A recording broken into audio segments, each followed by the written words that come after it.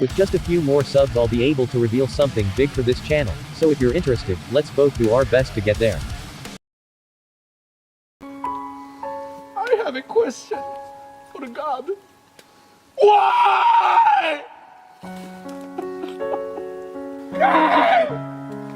God! Just take me! Well, it's soon to be a year since I uploaded my first analytical video, and it's already been a year since I uploaded my first video on this channel, so it seemed appropriate to make a video that took inspiration from both.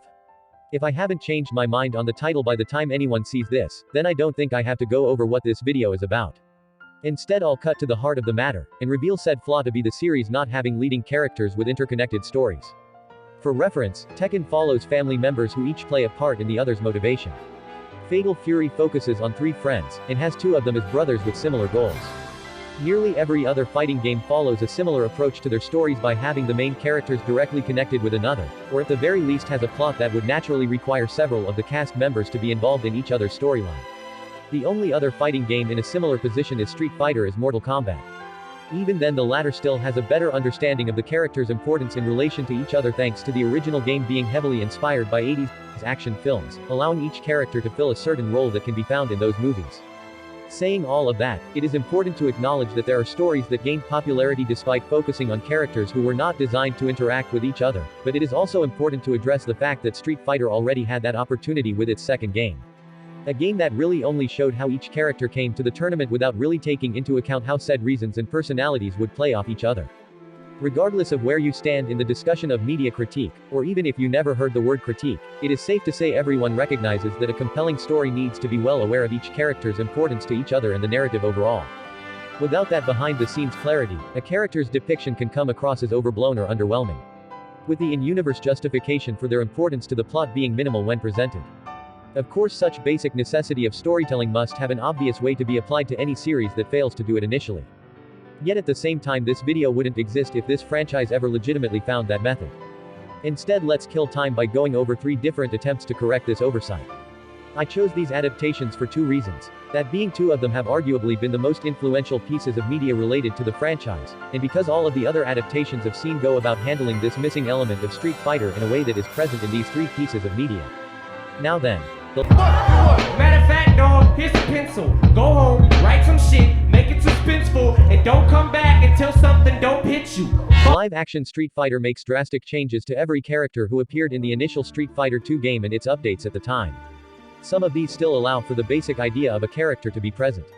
Others are basically new characters with 1 or 2 similarities to the game characters they're based on. I will say that even before this movie there have been adaptations that all but abandoned the source material in favor of its own ideas, and how years after this movie, doing that can still lead to commercial and critical success. At the same time, those adaptations are fully aware that they're effectively completely new stories and invest their time in showing why you should care about them in their own context. This film is the beginning of a trend in video game movies where said movies act as if acknowledging the games earns them audience adoration by itself. The only character in the film that comes out achieving this outcome is M. Bison. Most of that has to do with the performance given by Raul Julia, but I doubt said performance would be as strong if the movie's characterization of Bison was completely at odds with what was known about him from the game he came from. Fortunately, him being a power-hungry despot doesn't undermine the depiction of him being a savage who adopts the superficial traits of a noble. The rest of the characters fall into 3 categories. The first are the characters who have any of their traits from the game reduced or removed with no story reason given.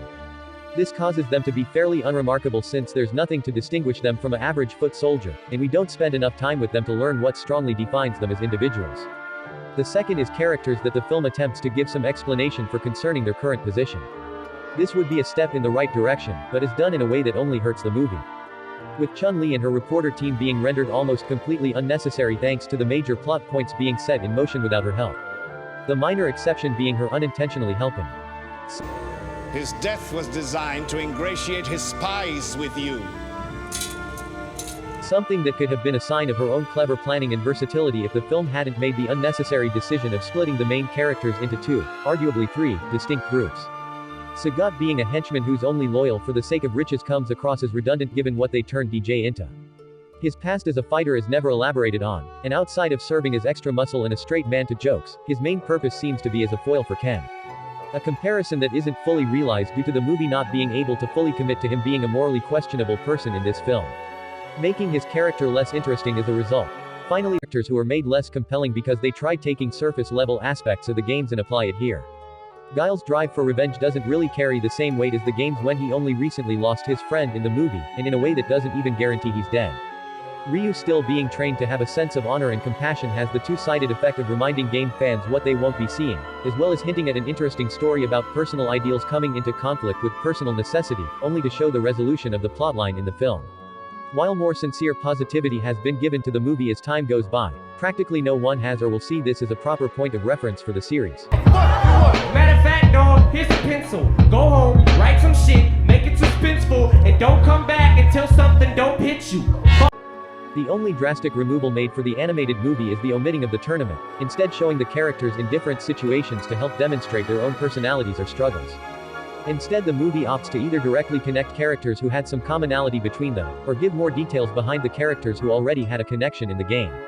The movie is more focused on taking what's already present in the games and making an engaging plot out of it, as opposed to using the source material to prop up its own ideas.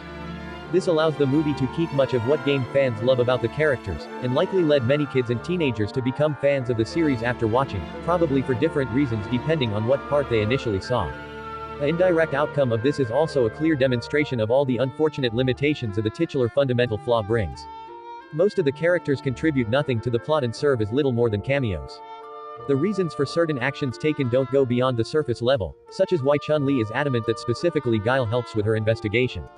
Neither of them having any strong resolution to their plots, which in and of itself could have worked if it ever was acknowledged in some fashion, and Ryu and Bison never interacting directly until the climax, giving them no dynamic whatsoever and boiling down their fight to just Bison being evil and controlling where Ryu is good and free. Yes, I do know that could count as a dynamic, but as I've already mentioned, there's not enough screen time of them playing off of each other for it to count as that.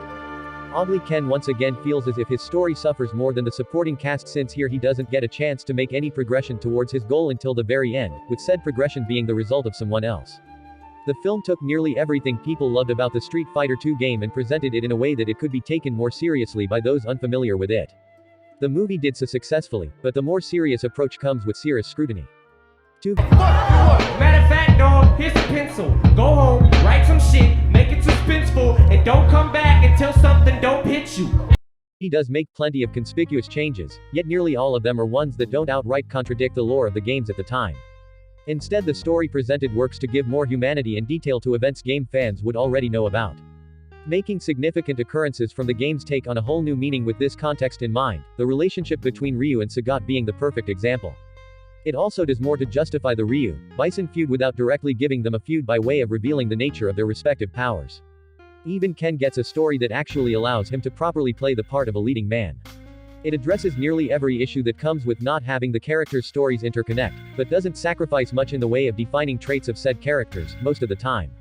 The only obstructions keeping me from calling this a complete solution is the obvious fact that extended material doesn't fully make up for the source's own shortcomings, and the likelihood the story doesn't actually appear to have the intention of giving characters more meaning behind their journeys. The anime came out 2 years after both movies, and while there aren't any direct statements in English saying the series took elements from both films, but their revenue at the time suggests it is a strong possibility. This can be seen with Bison seeing himself as a necessary evil in the series, yet not missing an opportunity to make said evil be as excruciating as possible. Ryu and Ken being playful combative travelers who deeply respect the lessons they learned as martial artists. Chun-Li's career choice obscuring her skills as a fighter, yet not doing much to hide her adolescent attitude, etc. Because of this, some of the changes add nothing to the characters, and make certain accomplishments in the games feel underwhelming thanks to how the series presents them. In the end, it still came closest to correcting this faux pas, but close isn't the same as successful. I can't fully critique Street Fighter's story without acknowledging that the Street Fighter II game was in many ways the first of its kind when it came to fighting games, so it's to be expected it would come up short in some areas, only for later series to make up for said limitations. Still, that explanation doesn't improve the quality of Street Fighter's story, and it likely won't get much better for the games barring a full reboot that has a more detailed outline of what they want from the characters in the franchise. On a more optimistic note, this series has shown to be able to tell interesting stories with their supporting cast, so something similar being accomplished for the lead characters still has an ever-present possibility. If you wish for me to cover the core flaws I have found in other fighting game storylines, then like this video, and if you wish to see the next big project I have for this channel, then subscribe. Let's see which of the two will happen first.